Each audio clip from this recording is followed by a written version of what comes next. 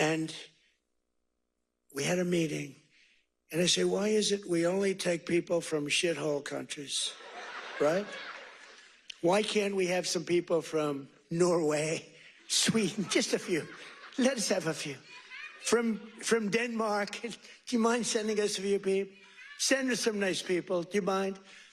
But we always take people from Somalia, places that are a disaster, right? Filthy, dirty, disgusting, ridden with crime. The only thing they're good at is going after ships. Here's a hot take.